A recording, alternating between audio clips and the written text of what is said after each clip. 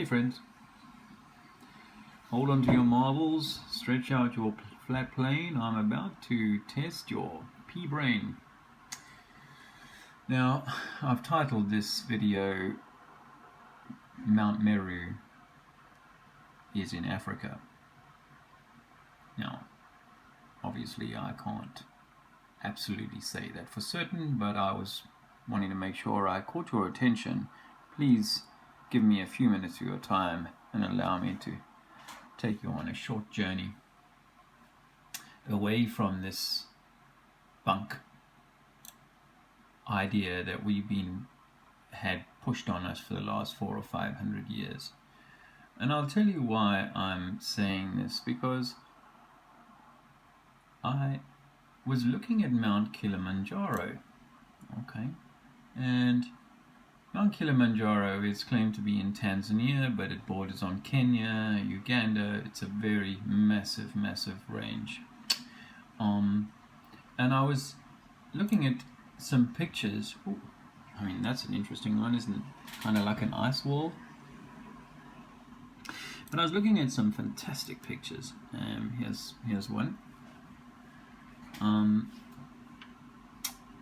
And this is the world's highest freestanding mountain. Okay.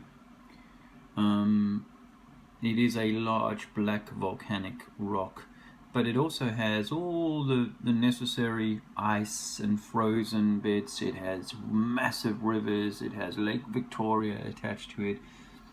The Great Rift Valley, which mimics or measures up or would reflect the above, which is the rift in the Milky Way. You'll notice here that its highest peak is called Uhuru. Uhuru. Okay. Now Uhuru made me think of Meru.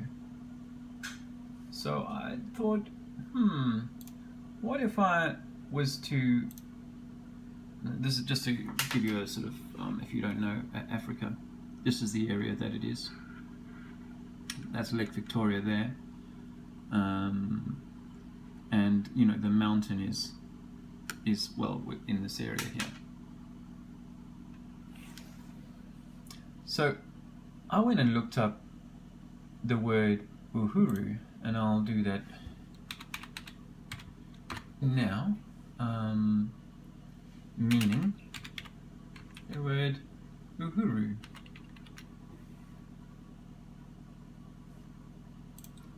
Now, English translation of Uhuru. It means freedom. That's interesting, isn't it? And I thought that was an interesting connection. But then I thought, what is the word Meru meaning?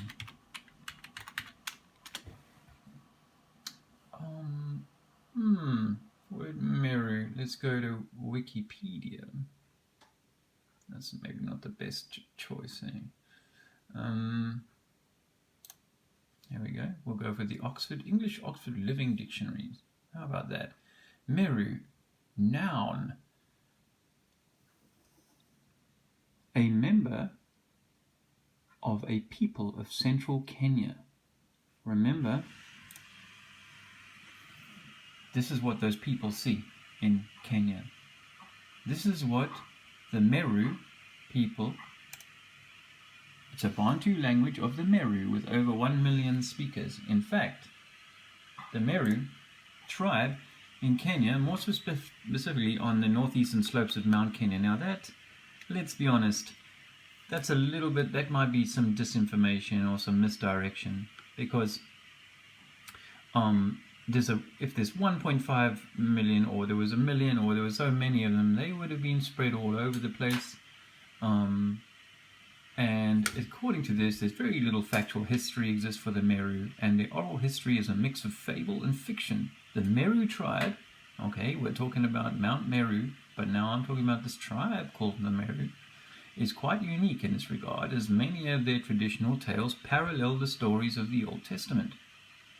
According to folklore, the Meru were once held captive by the Red People, thought to refer to an Arab tribe, not sure about that, but anyway, and held on an island. In order to escape, the people crossed the Red Sea when the waters parted for them. Sound familiar? They escaped and eventually traveled to Mount Kenya region that they currently occupy. Well, that's what we're told, and that's where they are. But the Meru people, I'll go on quickly and say different traditions describe migrating from the north, but also from the east. It's likely that the Meru are really a mixed tribe of different origins. Other stories describe a prophet who was left in a basket of reeds, and a king who ordered the deaths of the firstborn children. These people may have come from one of the lost tribes of Israel, or simply had a great deal of contact with a Jewish tribe at some point in time. Another unique aspect of Meru history is that their people have long been governed by a council of elected leaders, making this tribe the only one who practiced a democratic system before the colonization by Britain. So the Phoenician British have also been fiddling around in this area. Now, I just wanted to offer you this thought, and that is that the word Africa, because some people suggest that Africa, the word Africa means all of Earth. And so Central Africa could mean the center of the earth, if you allow for a derivation from a Phoenician cognate of Arabic, afar, meaning dust or earth. And now they say this is a tempting thing, but of course this is given us by our masters and deceivers. So I'm not saying for sure that the word Africa means all of Earth, but I'm just offering that as additional juice on this one. So that's the Meru people, and so there is only one reference to the in the English dictionary of the word Meru, and that is a people of central Kenya. Okay, now I mean, putting any tribal group in one tiny little pocket of land is potentially an interesting a misdirection. But they are in fact a people. Meru are a people. And so Mount Meru, which sounds like Uhuru, could well possibly be Mount Kilimanjaro, my friends. The story of Meru being a magnetic mountain and so on, well, I've dealt with that in a previous video today, so you can, I don't want to extend this, I don't want to make this too long. I'm hoping you might share this with non-thinkers and thinkers alike, to open this idea and get other people to pore over, in far finer detail than I'm able to have the time for or have the skills for, to pore over the possibility that actually the center of our world, the center of our earth is actually here. Remember the Nile River, from which everything seems to stem, and the story of out of Africa and so on. Well, the Nile River runs from here, from Lake Victoria, Uganda. No one's absolutely sure, I think, where the source of the Nile is. However, the common sense would suggest that it's got to be coming from a high point. Now think about it, we can easily spot this, and they love hiding the truth in plain sight. There's all the snow, the ice caps, there'll be massive slopes. In fact, if you look at this more detailed map, you've got your Thomas Glacier, northern ice fields, eastern ice fields, so there's glacier camp, there is a lot of the sort of thing that we're told that we've got in the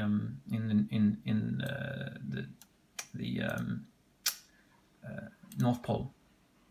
I wanted to draw your attention to something that was a little surprising, a little disappointing, and that is to see that there's a Coca-Cola route here. So we know that our masters are messing around here, and they've definitely closed this all off as a national park. It is the highest freestanding mountain on Earth, and if it were true, if we go back to Mercator, if it were true that this was legit, then I offer to you that, you see how everything here has been given a name. Everything here has been owned. People are more than happy to put Hugo Willoughby's land. You know, people are more than happy to kind of name whatever they can get their hands on. However, when you look at this yellow region here, well, it's without any name. No one. This is a massive continent. I mean, this has to be, you know, half the size of Europe. You know, a quarter of the size of the North America. You know, is that what that is? And if that was true, and that land was real, well, it would have been explored. It would have been given names by the first explorers who went there. And equally, if this was a real thing, this was a massive mountain at the center, we would see some kind of imagery of that. So remember what I was saying earlier in my video is in my earlier video that shame I don't have an image of it. That actually, if we're on a sort of typical flat, if we're thinking in terms of a typical flat map, let me just pull one up. Flat Earth and other rotten potatoes. Okay, so if obviously everybody knows this is the PSYOP. This is the popular map that we've all been given since we woke up, started waking up. Okay. Oh, file not found. Sorry. But so this is, I mean, you know what I'm saying. I don't need to belabor this. But what I was saying earlier is, because you may not have seen my earlier video, is that actually what we've got here is fjords. We got ice. We got everything that could be described as ice walls for Antarctica. Same in Canada. Same in northern Russia, China.